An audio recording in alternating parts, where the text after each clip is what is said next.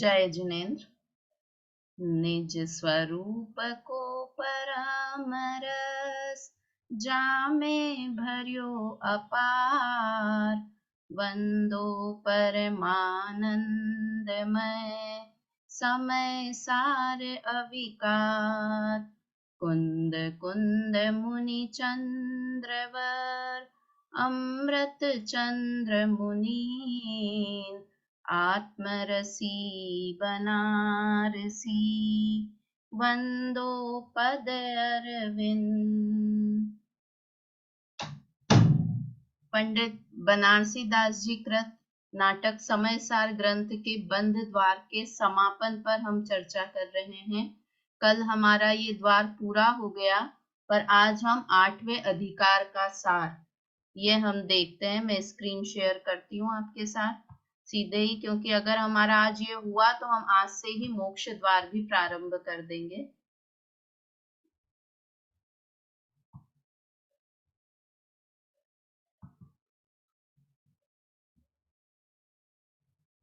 हर अधिकार के बाद में सार लिखा ही हुआ है, यहाँ पर दिया ही हुआ है हर अधिकार के बारे के बाद में। और इसका बंध द्वार का तो बहुत ही अच्छे से दिया हुआ है, पूरे सारी चीजें इसमें कवर कर ली है उन्होंने, जो जो इस पूरे द्वार में बात आई है वो सब।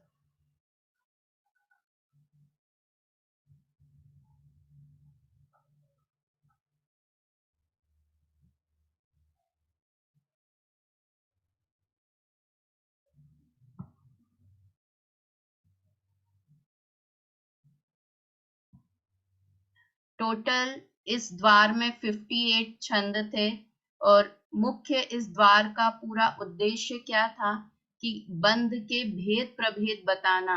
ये बनारसी दास जी का उद्देश्य नहीं था कि हमें बंधन क्यों हो रहा है, बंधन का मुख्य कारण क्या है, वो जानकर हम बंधन से मुक्त हों, कर्म बंधन से मुक्त हों, ये बताना यहाँ बनारसी दास जी का मुख्य उद्देश्य था। पढ़ते हैं अपन 8वें अधिकार का सार। पढ़िए आरती जी, शुरुआत कीजिए। यद्यपि सिद्धालय में अनंत कारवाण वर्गणाएं भरी हुई हैं, तो भी सिद्ध भगवान को कर्म का बंध नहीं होता। अनंत भगवान योग सहित होने पर अबंध रहते हैं। प्रमत्त रहित हिंसा हो जाने पर मुनियों को बंध नहीं होता। सम्यक दृष्टि जीव असंयमी होने पर भी बंध से रहित है। इससे स्पष्ट है कि कारमान वर्गणाओं, योग, हिंसा और असंयम बंध नहीं होता। केवल शुभ अशुभ अशुद्धोपयोग ही बंध का कारण है। बस अशुद्ध बस उपयोग बस बस, है ना। यहाँ तक का ये एक प्रकरण की बात हुई। छंद याद हो थोड़ा बहुत भी तो वो था ना, कारमान वर्गना से बंधे न जगत में जीव, बंधे न कतापि मन वच काय योग सो। चौथे नंबर का छंद था, और उसकी अंतिम लाइन क्या है, बंधे एक रागादि अशुद्ध उपयोग सो। तो ये शुरू के 5-6 छंद इसी बात को सिद्ध करने पर लगाए कि हम आज तक क्या मानते आए हैं कि द्रव्य कर्मों से मुझे नवीन बंध होता है। तो कारमान वर्गनाएं बंध का कारण है, या फिर मानते हैं योग, क्योंकि हम पढ़ते आए हैं मिथ्या अविरति प्रमाद कषाय योग बंध हेत्वा। तो हम मिथ्यात्व वाली चीज तो भूल जाते हैं और बाकी की चीजें हमें याद रह जाती है ना।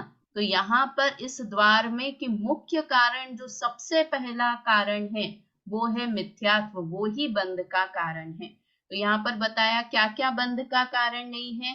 कारमान वर्गनाएं बंध का कारण नहीं है। अगर कारमान वर्गनाएं बंध का कारण हो तो जहां पर सिद्ध भगवान रहते हैं, सिद्ध शिलापत, वहां पर बहुत कारमान वर्गनाएं हैं, किंतु उन्हें बंधन नहीं होता है।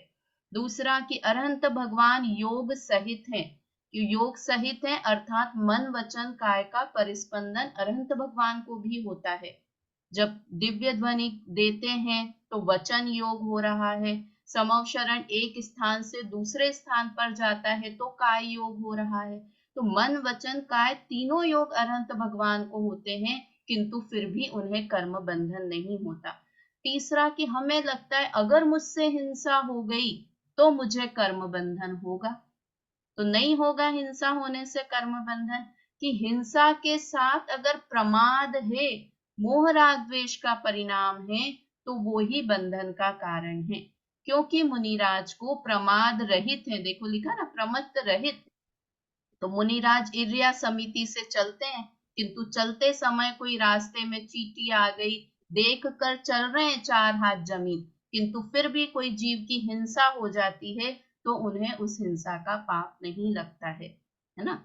और फिर दूसरा मतलब पाप तो लगता है पर कर्म बंधन नहीं होता, अभी बताते हैं कौन सा कर्म बंधन नहीं होता। और सम्यक दृष्टि जीव के असंयमी होने पर, मतलब कोई संयम धारण नहीं किया है चौथे गुण स्थान में, नाम ही चौथे गुण स्थान का क्या है, अविरत सम्यक दृष्टि गुण स्थान।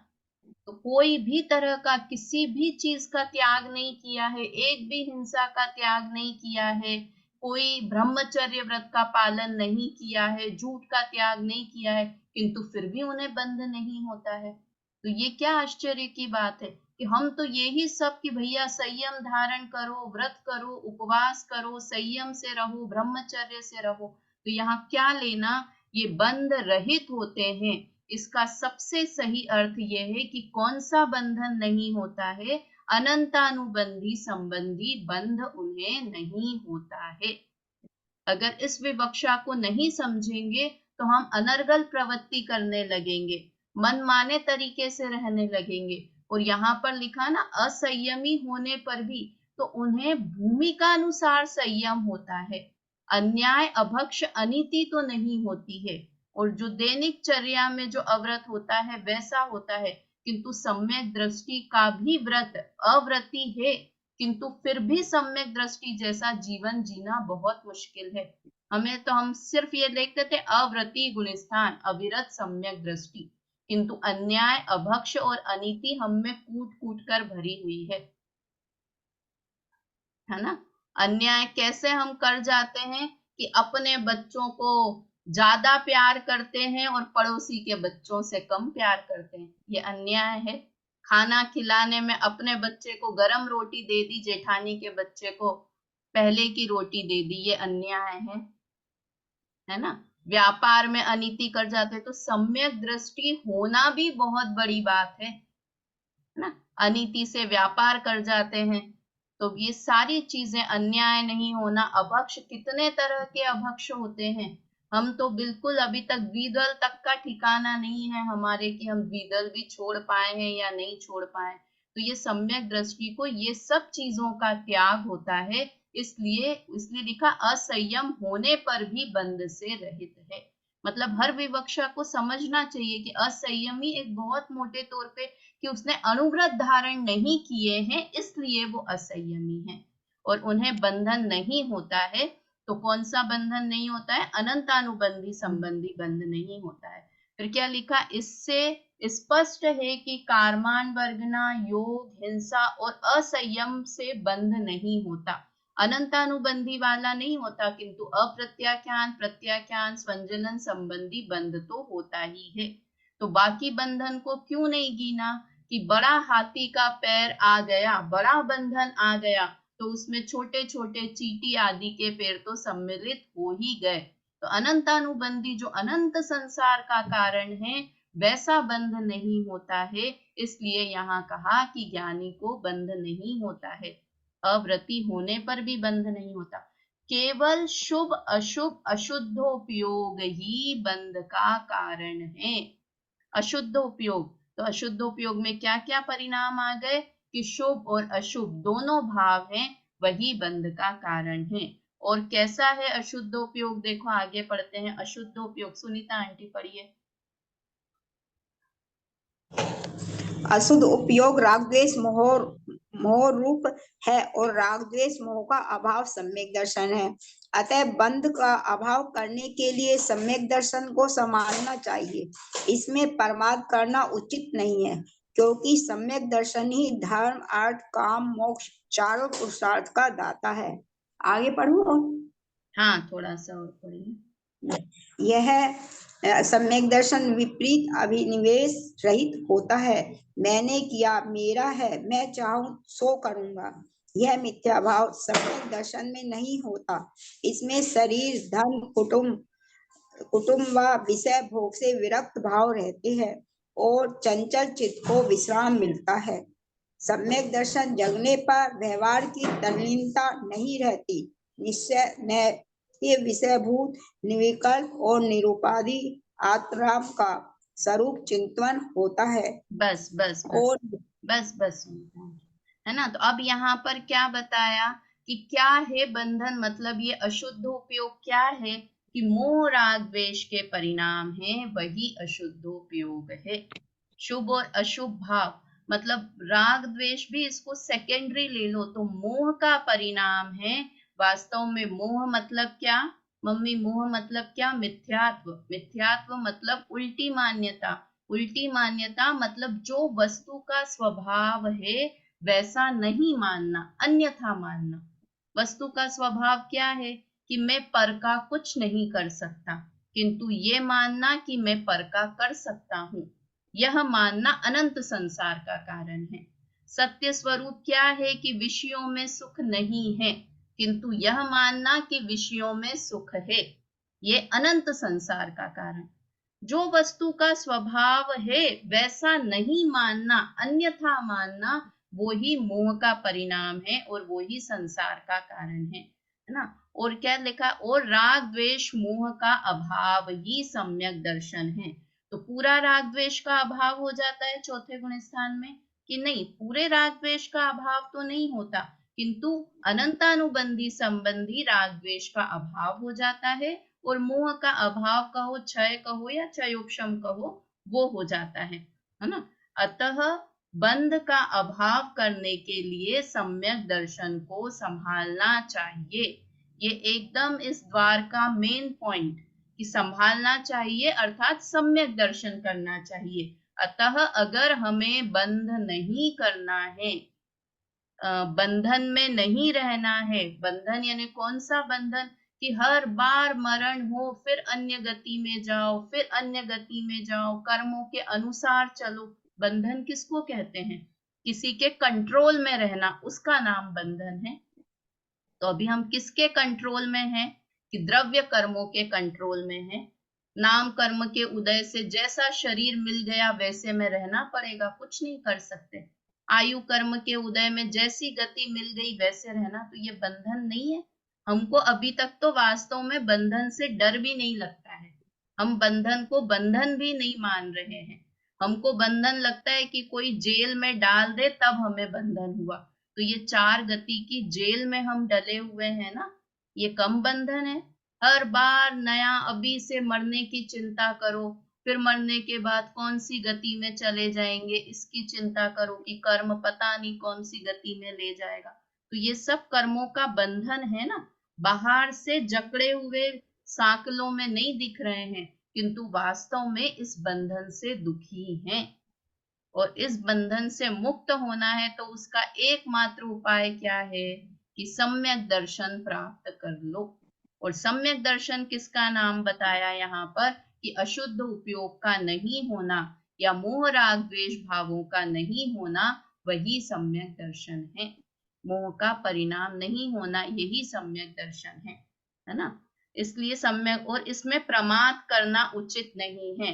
अब ये बात याद आ गई कि यहाँ पर हमने चार तरह के पुरुषार्थ की बात की थी, क्योंकि सम्यक दर्शन ही धर्म अर्थ काम मोक्ष पुरुषार्थ का दाता है।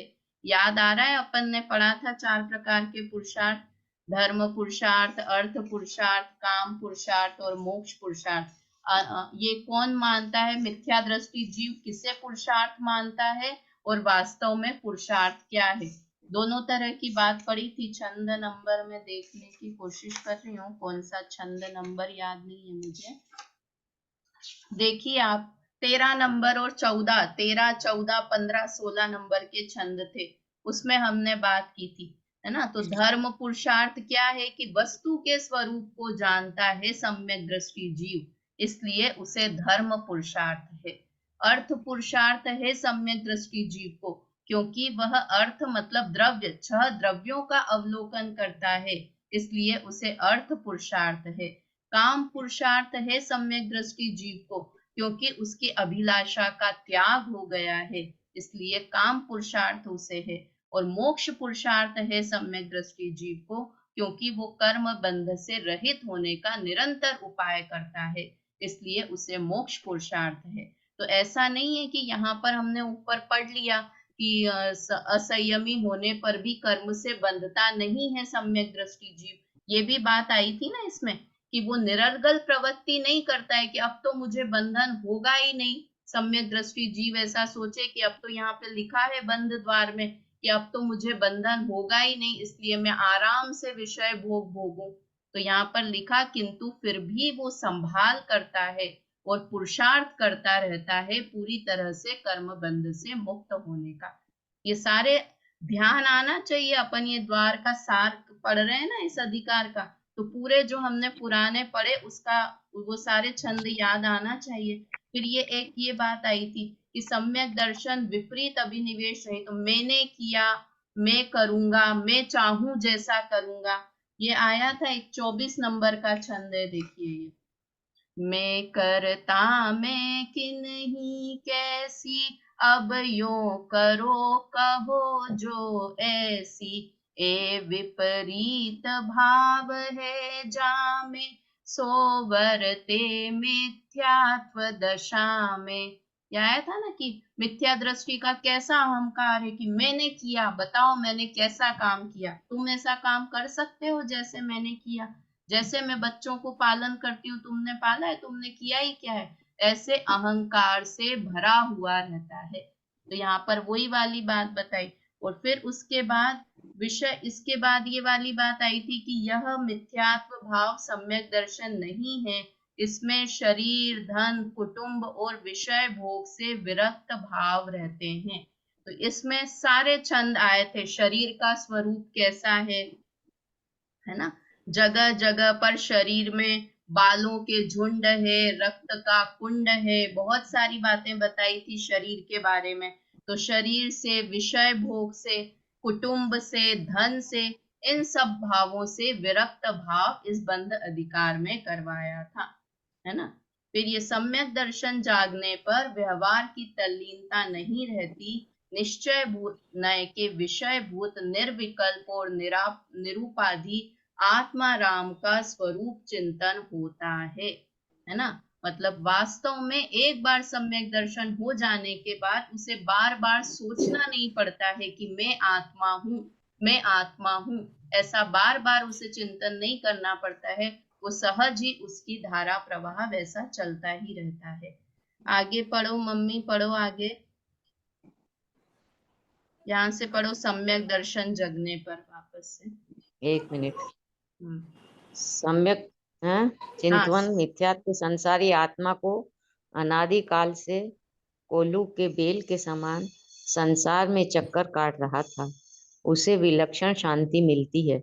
सम्यक ज्ञानियों को अपना ईश्वर अपने ही में दिखता है और बंध के कारणों का अभाव होने से उन्हें परमेश्वर पद प्राप्त होता है।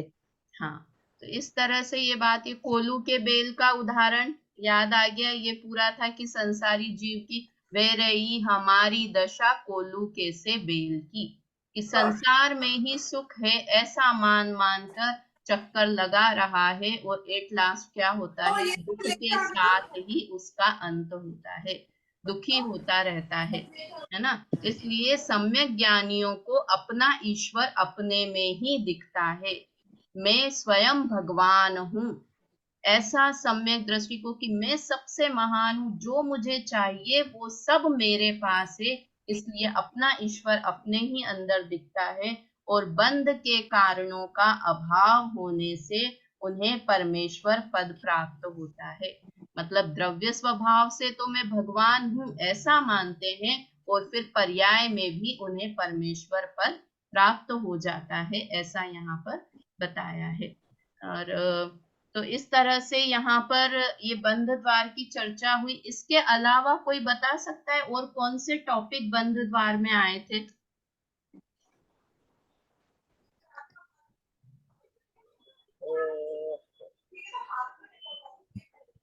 सुशीला आंटी, और क्या पढ़ा था अपन ने बंध द्वार में? कुछ ध्यान है जो इसमें नहीं आया, जो विषय? नहीं, ये नहीं आ रहा ना, आप भाव करने की विधि है, फिर आत्मानुभव से कर्म बंध से छुटकारा, हाँ, और ये फिर एक भेद तो ज्ञान। आत्मानुभव की विधि, और एक जो टॉपिक और इसमें आया था वो 4 तरह के जीव, उत्तम पुरुष, मध्यम पुरुष, अधम पुरुष और अधमाधम पुरुष, ये 4 प्रकार के पुरुषों की चर्चा भी इसमें आई थी, है ना। किशमिश जैसे उत्तम पुरुष होते हैं, उसकी बहुत सारी चर्चा इसके अंदर आई थी। फिर उसके बाद एक और टॉपिक इसके अंदर आया था, वो ये था कि मारो न मारो जीव को हो बंध अध्यवसान से, है ना। ये वाली पूरी चर्चा ये बंध द्वार की चर्चा है। वो बंधन का कारण कि मुझे लगता है मैं दूसरे जीव को मार सकता हूँ, मुझे लगता है मैं दूसरे जीव को बचा सकता हूँ, तो क्या कहा कि ये बंधन का कारण है। क्यों है? क्योंकि मेरे सोचने से ऐसा नहीं होता। वो किसके अनुसार होता है? निज आयु क्षय से मरण हो, यह बात जिनवर ने कही। तो ये वाली सारा प्रकरण भी बंध द्वार में था, कि यहाँ पे बताया ना कि बंधन का कारण मेरा अशुद्ध भाव है। मैं तो चाहता हूं कि इसको बचा दूं, किंतु वो बचेगा कब? कि उसके आयु कर्म का उदय होगा तो वो बचेगा, है ना। तो सामने के सामने हम वो चींटी मर रही है और हमने उसे हाथ में ले लिया, पानी में से निकाल लिया, किंतु फिर भी मर जाती है। तब लगता है कि अरे मैं तो कुछ कर नहीं सकता, इसकी आयु नष्ट होने वाली थी तो नष्ट चली गई, मृत्यु हो गई। तो ये सारी चीजें, ये वाला पूरे प्रकरण, ये 4-5 छंद इससे रिलेटेड थे कि मैं सुखी नहीं कर सकता, दुखी नहीं कर सकता, किसी को मार नहीं सकता, किसी को बचा नहीं सकता। ये प्रकरण इसके अंदर आया था। फिर 4 प्रकार के पुरुष का वर्णन आया था। फिर पुरुषार्थ की भी बहुत लंबी चर्चा इसमें की थी, धर्म अर्थ काम और मोक्ष की। मिथ्या दृष्टि जीव किसे धर्म अर्थ काम पुरुषार्थ मानता है, और वास्तव में धर्म अर्थ काम पुरुषार्थ क्या है, उसकी चर्चा की। और एक और प्रकरण यह आया था कि ज्ञानी जीव को कर्म का बंधन नहीं होता, किंतु फिर भी वे निरंतर पुरुषार्थ करते रहते हैं। ये प्रकरण भी, इसके भी इसमें 4-5 छंद थे। क्यों इसमें आया था ना, वो हाथी का उदाहरण आया था कि वो क्यों करते हैं, उनको बंधन नहीं होता, फिर वो विषयों में क्यों प्रवर्तन करते हैं सम्यक दृष्टि जीव, तो उसके उदाहरण दिए चारित्र थे। मोह के हाँ, चारित्र मोह के चारित्र उदय मोह के में। और उसमें उदाहरण भी दिया था कि जैसे हाथी बहुत बलवान है, किंतु वो कीचड़ में फंस जाए तो कुछ नहीं कर सकता। मछली उसमें फंस जाए कांटे में तो तड़पती रहती है, क्योंकि वो किसी के अधीन हो गई है। हम अगर बीमार, तेज बुखार हो जाए तो एक कदम भी नहीं चल सकते, किसी पे डिपेंडेंट हो जाते हैं, है ना, क्योंकि किसी के अधीन है। इसी प्रकार सम्यक दृष्टि जीव को कर्म का तीव्र उदय होता है तो वो विषय कषाय में प्रवर्तन करते दिखाई देते हैं, किंतु वो इच्छा से ये सब नहीं करते हैं। कोई इच्छा से बीमार व्यक्ति कमरे में नहीं बैठा रहता है, किसी को नहीं कहता है कि मुझे चाय ला के दो, मुझे खाना ला के दो। पराधीन है, पराधीनता है। तो वैसे ही सम्यक दृष्टि जीव विषय भोगों में प्रवर्तन करता दिखाई देता है, तो वो पराधीनता के कारण ऐसा करता दिखाई, क्योंकि कर्म का उदय बलवान है। उस छंद का टॉपिक हेडिंग ये था कि कर्म का उदय बहुत बलवान है, इसलिए ऐसा करता दिखाई देता है। फिर इस द्वार में बहुत सारे छंद शरीर की क्षण भंगुरता के ऊपर, धन संपत्ति के ऊपर, विषय भोग दुख कारक हैं, इसके ऊपर भी बहुत सारे छंद यहाँ पर आए थे। फिर एक टॉपिक और है, कोई याद आ रहा है कुछ टॉपिक की? मैं ही बताती जा रही हूँ सब। नहीं, बताने पर याद आ रहा है। वो बंद होता है बंद होता है, हिंसा से नहीं होता, उससे वो आ गई क्या गात? हाँ, वो वाली बात तो अपन ने लिखा ना, ये एकदम स्टार्टिंग, सबसे शुरुआत, या आपने शायद लेट ज्वाइन किया, स्टार्टिंग में इसमें द्वार में आ गया था। एक इसमें जो सार में एक टॉपिक और नहीं लिया, वो ये था कि मोह राग द्वेष के परिणाम होते ही क्यों हैं, है ना। ये था कि बंध का कारण है अशुद्ध भाव, अशुद्ध भाव यानी मोह राग द्वेष का परिणाम। तो मोह राग द्वेष के परिणाम होते ही क्यों हैं, तो उसका उदाहरण दिया था स्फटिक मणि का, कि जब भी जीव पर संयोग करता है तो उसे मोह राग द्वेष के भाव होते हैं। जैसे स्फटिक मणि स्वभाव से शुद्ध है, किंतु जब वो पर संयोग करती है, लाल कपड़े का संयोग, हरे कपड़े का संयोग, काले कपड़े का, तो वो उस रूप हो जाती है। वैसे ही जीव का स्वभाव तो शुद्ध रहना है, शुद्ध रहता है जीव, किंतु जब जीव पर संयोग करता है, पर संयोग में सारे संयोग लेना ना, कर्मों का संयोग करता है, घर कुटुंब का संयोग करता है, शरीर संयोग मतलब उनमें अपनापन करता है, उसे संयोग समझना, उसका संयोग करता है तो जीव को कर्म का बंधन होता है। मतलब बहुत तरीके से यहाँ पर बहुत अच्छे तरीके से बनारसी दास जी ने हमारी एक एक मान्यता को यहाँ छुटाया है कि जो भी जिस कारण से असली बंध होता है उस कारण को समझो और उससे निवृत्ति करो। देखो एक यहाँ पर और उदाहरण कितने सारे दिए कि भरमार उदाहरण दिए। अगर अपन सिर्फ बंध द्वार के उदाहरण देखें ना तो 30 से 40 उदाहरण कम से कम इसमें दिए हैं। एक एक बात को, यहाँ तक कि 4 प्रकार के पुरुष बताए ना, उत्तम, मध्यम, अधम, अधमाधम, उसमें भी किशमिश जैसा, सुपारी जैसा, नारियल जैसा, कितने सारे उदाहरण दिए। हाथी का, स्फटिक मणि का, रेत का, मतलब बहुत सारे उदाहरण दिए। और ये उदाहरण सिर्फ बनारसी दास जी ने नहीं दिए, ये कुंद कुंदाचार्य देव ने भी इतने उदाहरण दिए। बंध द्वार की शुरुआत ही कुंद कुंदाचार्य देव ने उदाहरण से करी। कहाँ से की? कि जैसे कोई पुरुष तेल लगाकर घूमे, तेल लगाकर कहीं पर जाए युद्ध स्थल पर, तो उसे मिट्टी चिपकेगी ही चिपकेगी, मिट्टी का होगा ही, मिट्टी का बंधन होगा ही। वैसे ही कोई जीव मोह राग द्वेष रूपी तेल लगाकर रहे तो उसे कर्मों का बंधन होगा ही होगा, है ना। कुंद कुंद आचार्य देव ने शुरुआत ही यहाँ से की कि कर्म बंधन। बहुत उदाहरण पूरे समय सार ग्रंथ में भी देखेंगे ना, जगह जगह कुम्हार का उदाहरण दिया। वो पहले एकदम स्टार्टिंग में उसका दिया, क्या बोलते हैं, मेंढे का उदाहरण कि वो स्वस्ति, कोई साधु ने स्वस्ति शब्द से संबोधित किया तो निश्चय और व्यवहार को समझाने के लिए, है ना। तो वो मतलब बहुत उदाहरण दिए। तो क्यों दिए कुंद कुंद आचार्य देव ने इतने उदाहरण, और क्यों दिए बनारसी दास जी ने इतने उदाहरण? सोने की बेड़ी, लोहे की बेड़ी बांधती है, ये सारे उदाहरण, ये सब कुंद कुंद आचार्य देव ने दिए हैं, बहुत सारे उदाहरण। तो द्रव्यानी योग समझाने के लिए उदाहरण देने ही पड़ते हैं। चरणानी योग में कभी रत्नकरण श्रावकाचार में उदाहरण दिखेंगे कि इक्के दिक्के उदाहरण दिखेंगे? उसमें कुछ समझाने का है ही नहीं। पानी में इतने जीव हैं तो हैं, उसको क्या उदाहरण से समझाएंगे?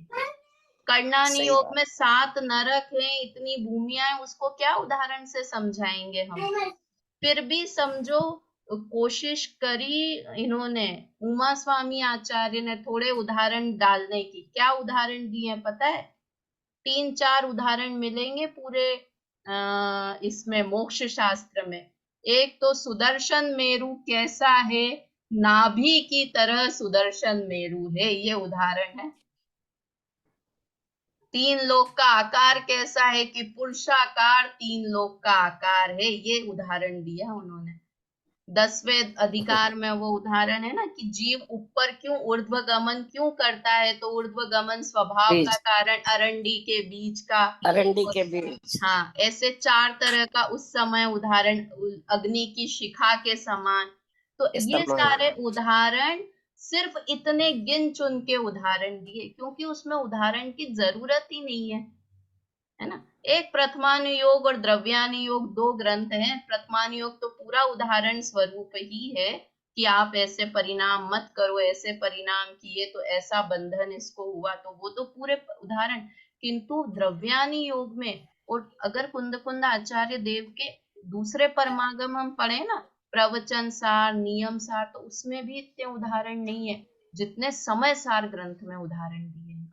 तो क्यों दिए हैं समय सार ग्रंथ में? क्योंकि यहाँ पर श्रद्धा का विषय बताया है, श्रद्धा की मुख्यता से बात की है, और हमें एक अज्ञात वस्तु के बारे में बता रहे हैं। अज्ञात वस्तु मतलब जिसे हमने अभी तक जाना नहीं है, पहचाना नहीं है। ऐसी अज्ञात वस्तु क्या है? एक आत्मा। काम भोग इसलिए बंधन की कथा तो हमने बहुत सुनी। हाँ, क्या कह रहे हैं इसलिए सबसे इसलिए सबसे पहले है ना समय सार का अध्ययन करना चाहिए। हाँ हाँ, वास्तव में तो क्योंकि लिखा है पहले ना मोक्ष ज्ञात मार्ग वस्तु को प्रकाशक में। पहचानना है। हाँ, मोक्ष मार्ग प्रकाशक में तो है ही कि सबसे पहले द्रव्यान योग पढ़कर सम्यक दृष्टि हो, उसके बाद फिर बाकी के ग्रंथों को। और हम सबसे लास्ट में रखते हैं द्रव्यान योग को, कि पहले सब भेद प्रभेद कर्म पढ़ लें, क्योंकि वो सरल लगते हैं, है ना। उनकी चर्चा हमने सुनी हुई है तो हमें वो सरल लगते हैं। तो यहाँ पर अज्ञात वस्तु आत्मा को बताना है, तो ज्ञात वस्तु के सहारे उदाहरण दे दे के समझाया कि जैसे हड्डी, कुत्ता हड्डी चबाता है तो खून निकलता है, तो उसके खुद के खून का स्वाद है। वैसे ही विषयों में सुख हमें लगता है, किंतु सुख तो वास्तव में अपने, बहुत सारे उदाहरण जितने भी, मतलब ज्ञात से अज्ञात वस्तु को समझाने की कोशिश की। इसलिए जो इतना फेमस है ना समय सार ग्रंथ, इसलिए है क्योंकि कितना सरल कर कर, जिस वस्तु को आज तक हमने देखा नहीं, आगे भी कभी दिखाई देगी नहीं, आत्मा थोड़े दिन बाद दिखने लग जाएगा, आज तक दिखी नहीं है और आगे भी दिखाई देगी नहीं, इतनी अज्ञात वस्तु है वो, उसको समझाने का सफल प्रयास कुंद आचार्य देव ने किया। सफल प्रयास क्यों बोल रही हूं मैं? क्योंकि समय सार को पढ़कर बहुत जीव सम्यक दृष्टि हो गए, बहुत जीवों ने सम्यक दर्शन, इसलिए उन्होंने सफल प्रयास किया। जो उन्होंने कोशिश की कि जीवों को आत्मानुभूति हो, सम्यक दर्शन हो। दो चार लोगों के तो हम नाम भी जानते हैं, गुरुदेव, बनारसी दास जी, इन सबको सम्यक दर्शन इसी के माध्यम से हुआ है। तो इस तरह से ये हमारे बंध द्वार की चर्चा पूरी हुई, जिसमें बहुत सारे उदाहरण दिए और बहुत अच्छे तरीके से बनारसी दास जी ने हमें बंध का स्वरूप बताया, बिना भेद प्रभेद बताया, है ना। एक भी भेद की चर्चा नहीं की, कोई प्रकृति बंध, प्रदेश बंध, स्थिति, अरे भाई ये तो तुम पढ़ लोगे, समझ आ जाएगी, किंतु बंध का मुख्य कारण क्या है ये तो समझ लो पहले। इस तरह से ये चर्चा हुई। अब मेरी इच्छा थी कि मोक्ष द्वार प्रारंभ करें, किंतु सोचने से कुछ होता नहीं है। हाँ, जो होना होता है वही होता है। मैंने सोचा था शुरू के 15-20 मिनट अपन इसकी चर्चा करके फिर मोक्ष द्वार प्रारंभ कर लेंगे।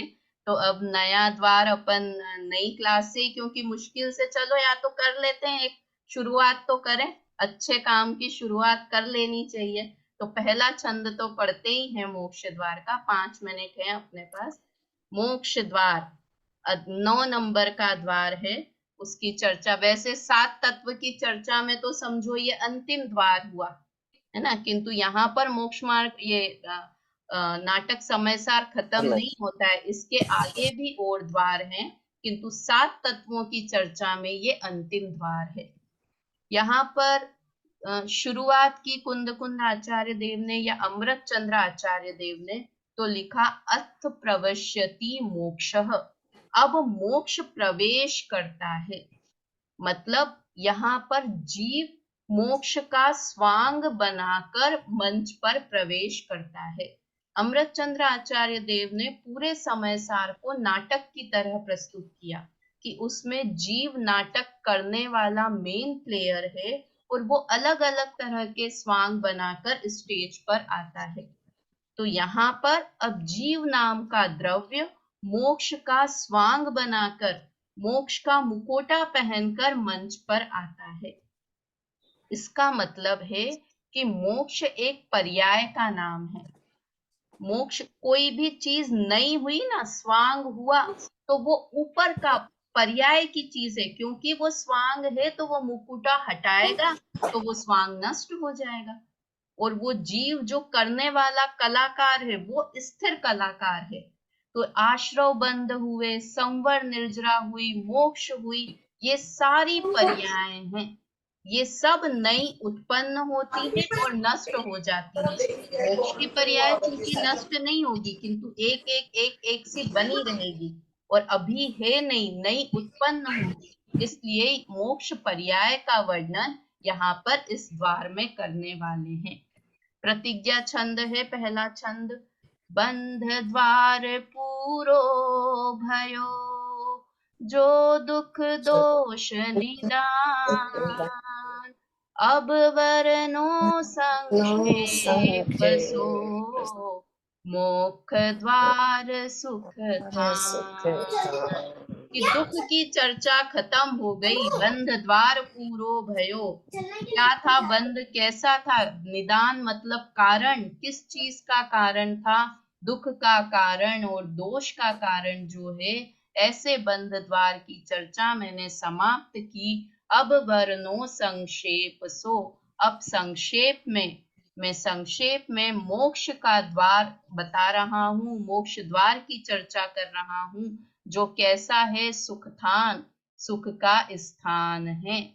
ऐसा मोक्ष, जब हम 7 तत्व की बात करते हैं, जब छोटी क्लास से पढ़ते आ रहे हैं 7 तत्व के नाम, तो क्या उपादेय है? कि एक जीव उपादेय है। वो कैसा? आश्रय करने की अपेक्षा से उपादेय है। और दूसरा मोक्ष तत्व उपादेय है। वो कैसा उपादेय है? ग्रहण करने के लिए उपादेय है। आश्रय करने और ग्रहण करने में अंतर है ना आरती जी? आश्रय करना मतलब उसका सहारा लेने के लिए उपादेय है जीव, और मोक्ष हमें नया ग्रहण करना है, इसलिए मोक्ष तत्व भी उपादेय है। और ग्रहण हम किस चीज को करेंगे? कि जहां हमें सुख की प्राप्ति हो। तो ऐसे सुख स्थान मोक्ष की चर्चा में करता हूँ। देखिए अर्थ में लिखा, दुखों और दोषों